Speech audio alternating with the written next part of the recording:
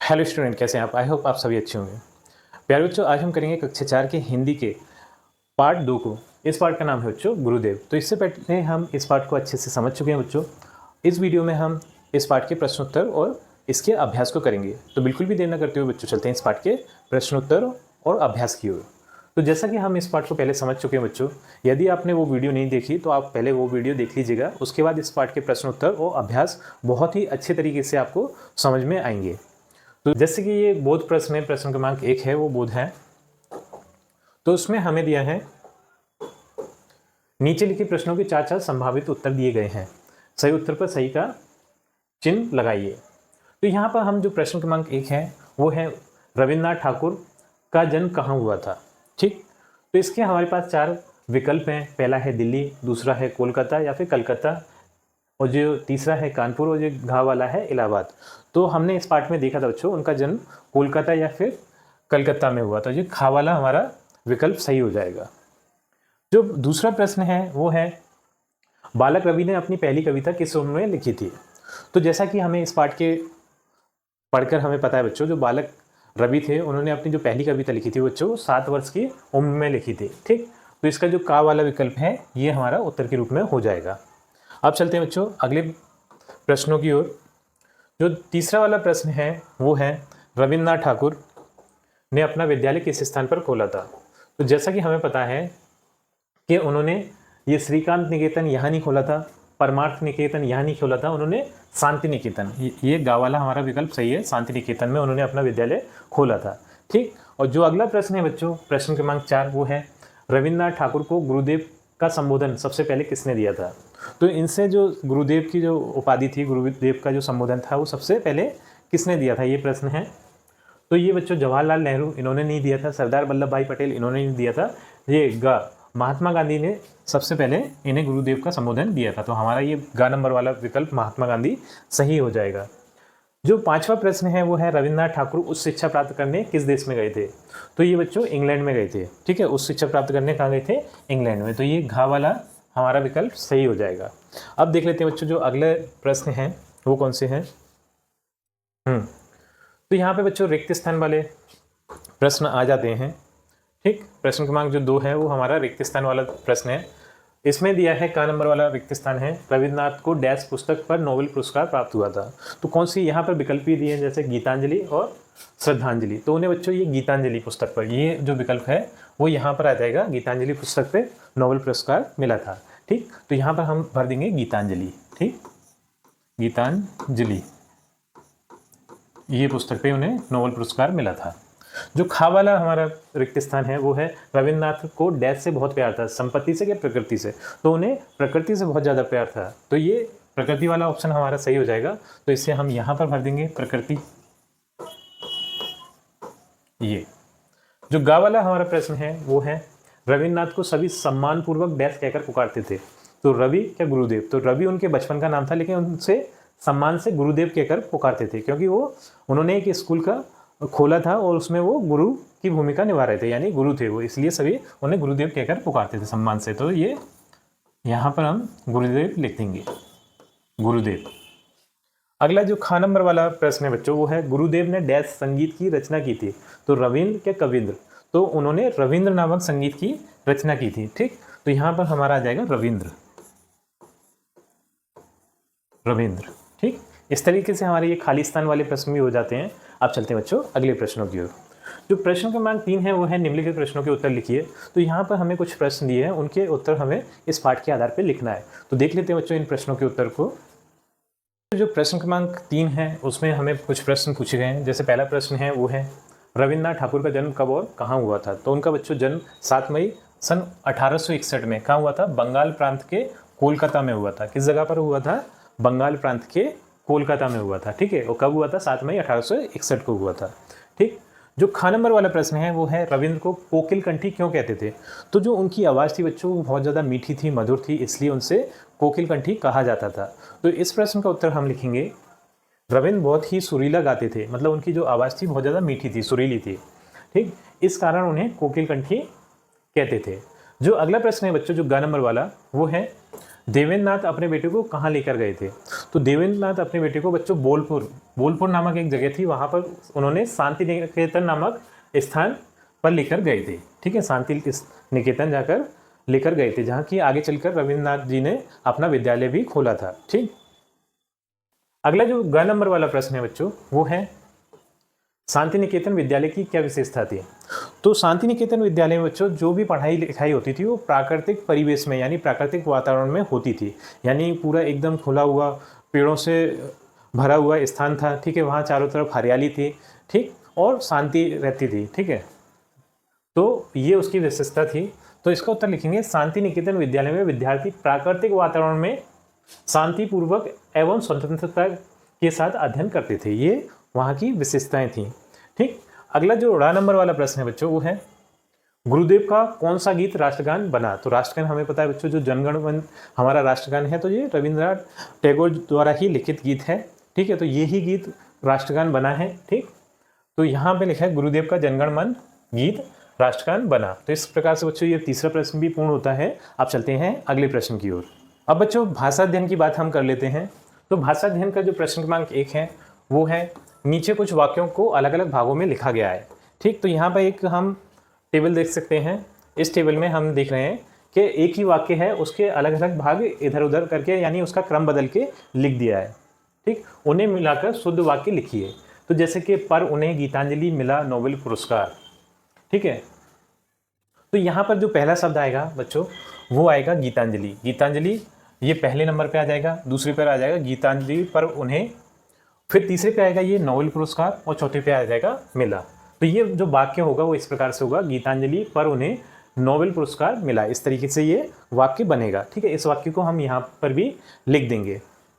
जो खा नंबर वाले बच्चों वाक्य बनेगा वो इस तरीके से सभी रविन्द्रनाथ बुलाते थे को बचपन में रवि कहकर।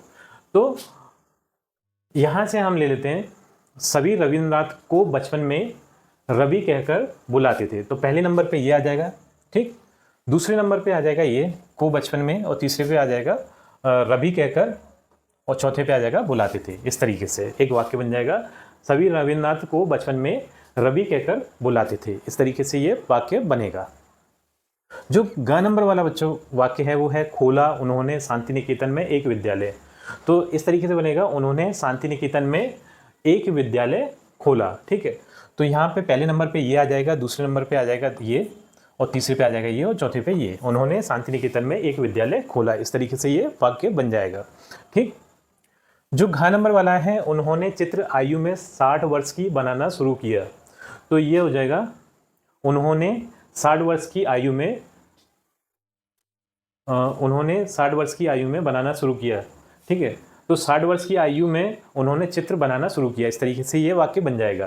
तो पहले नंबर पे आ जाएगा ये 60 वर्ष की आयु में, ये दूसरे नंबर पे आएगा उन्होंने चित्र, ये तीसरे पे आ जाएगा, और चौथे पे आ जाएगा ये बनाना शुरू किया। ठीक है, अब इन्हीं जो मैंने लिख दिया है उससे अगर हम सीक्वेंस में लिखेंगे तो हमारे वाक्य बन जाएंगे। जैसे कि ना पहला जो वाक्य है वो पहले हम लिख लें गीतांजलि। ठीक है, यहाँ पे मैं लिख देता हूँ गीतांजलि। ठीक है, गीतांजलि, सॉरी ये मात्रा गलत लग गई, ये साइड से रहेगी मात्रा, गीतांजलि। ठीक है, फिर दूसरे पे आ जाएगा पर उन्हें, पर उन्हें, फिर तीसरे पे आ जाएगा नोबेल पुरस्कार। ठीक है, नोबेल पुरस्कार, नोबेल पुरस्कार, और चौथे पे आ जाएगा मिला। ठीक, इस तरीके से बच्चों मैंने एक आपको वाक्य बनाकर दिखा दिया है। इसी तरीके से आप भी सीक्वेंस में अगर लगाएंगे इन शब्दों को तो वाक्य बनते चले जाएंगे। ठीक, तो इस तरीके से हमने ये भाषा अध्ययन का पहला प्रश्न कर लिया है। अब चलते हैं बच्चों अगले प्रश्न की ओर।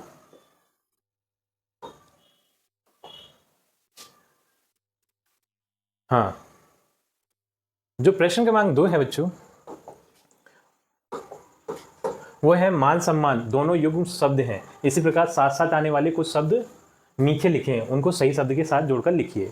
तो जैसे कि मान सम्मान, इन्होंने एक उदाहरण दिया। मान सम्मान क्या है? एक युग्म शब्द है, ये हमेशा साथ में ही आते हैं। ठीक है, तो ऐसे ही और भी युग्म शब्द दिए हैं। तो एक शब्द तो यहाँ से दे दिया जैसे क्रिया, तो क्रिया का युग्म शब्द क्या होगा? कलाप। ठीक है, क्रिया किसके साथ में आता है? कलाप के। तो यहाँ पे आ जाएगा कलाप। ठीक, अगला है हरा। हरा आता है भरा के साथ में, तो हरा यहाँ आ जाएगा भरा।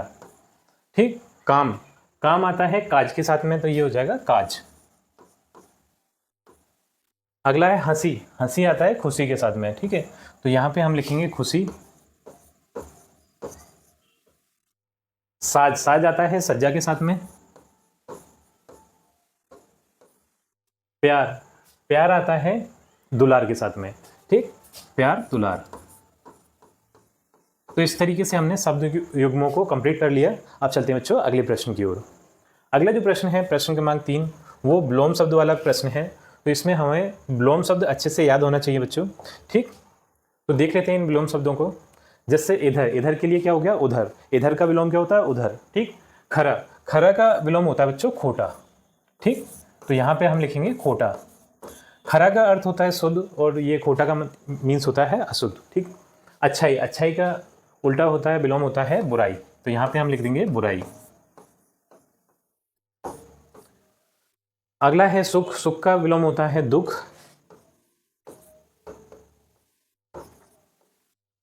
चल। चल का विलोम होता है अचल। ठीक, तो चल और अचल का आपको अर्थ अगर आता है तो बताइए मुझे। चल मीन्स होती हैं ऐसी चीज़ें जो मूव कर सकती हैं। ठीक है, जैसे मैं इधर से उधर जा सकता हूँ तो मैं क्या हूँ? चल हूँ। ठीक है, और अचल चीज़ें ऐसी होती हैं जो मूव नहीं कर सकती, एक जगह से दूसरी जगह नहीं जा सकती। जैसे पर्वत वगैरह हैं, वो क्या है? अचल है, वो एक जगह से दूसरी जगह नहीं जा सकते, तो उसे क्या बोलते हैं? अचल बोलते हैं। काला। काला का हम लिखेंगे गोरा। ठीक, तो यहाँ पे आ जाएगा गोरा। इस तरीके से हमें ये भी कर लेना है। अच्छा, ये अपनी बुक में या फिर नोटबुक में आपको भरते जाना है। वीडियो को रोक लीजिएगा, वीडियो रोककर आप आसानी से इसे कर सकते हैं। ठीक, अब अगले प्रश्न को देख लेते हैं।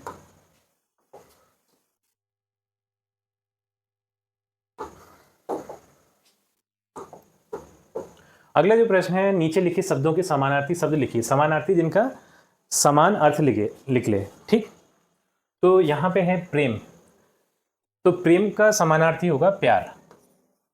हम प्यार को प्रेम भी बोलते हैं।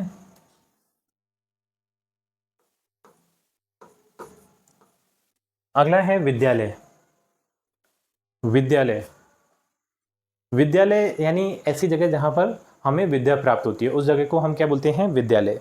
ठीक, तो इसका आपको लिखना है विद्यालय का अर्थ। समानार्थी एक वर्ड लिखना है आयु। आयु को हम उम्र भी बोलते हैं। क्या बोलते हैं? उम्र।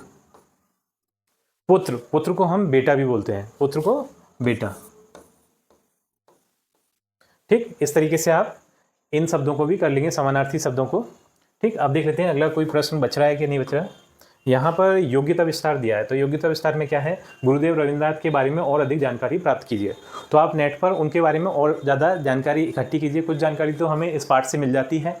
ठीक है, और भी हमें नेट के थ्रू गूगल पे जाके, यूट्यूब पे जाके उनके बारे में और जानकारी इकट्ठी करना है। ठीक, जो दूसरा है, गुरुदेव चित्रकथा के आधार पर रविन्द्रनाथ ठाकुर की जीवनी अपने शब्दों में लिखिए। तो इन्होंने तो चित्रकथा के आधार पे समझा दिया है हमें रविन्द्रनाथ टैगोर जी के बारे में। अब हमें इनकी जीवनी को अपने शब्दों में भी लिखना है। ठीक, अगला है अन्य महापुरुषों की जीवनी पढ़िए और उन पर कक्षा में चर्चा कीजिए। तो बहुत सारे और भी महान पुरुष हुए हैं, उनके बारे में भी हमें जानना है। जैसे महात्मा गांधी जी हैं, सुभाष चंद्र बोस जी हैं, भगत सिंह जी हैं। इनके बारे में हमें जानना है कि वो इतने महान कैसे बने, उन्होंने अपने जीवन में क्या क्या महान कार्य किए। नोबेल पुरस्कार प्राप्त भारतीयों की सूची बनाइए। तो किन किन भारतीयों को नोबेल पुरस्कार मिल चुका है, तो उनकी सूची बनाना है कि किस सन में उन्हें नोबेल पुरस्कार मिला है और किस वजह से मिला है। ठीक है, तो ये सारी सूची हमें बनाना है। ठीक, तो ये सारी जानकारी आपको गूगल पे मिल जाएगी बच्चों। तो इसी के बाद बच्चों हमारी ये वीडियो कंप्लीट होती है। आई थिंक ये वीडियो आपको पसंद आई होगी। यदि वीडियो आपको पसंद आई है तो वीडियो को लाइक करिए, चैनल को सब्सक्राइब करिए। आपसे मिलते हैं अपने अगली वीडियो में।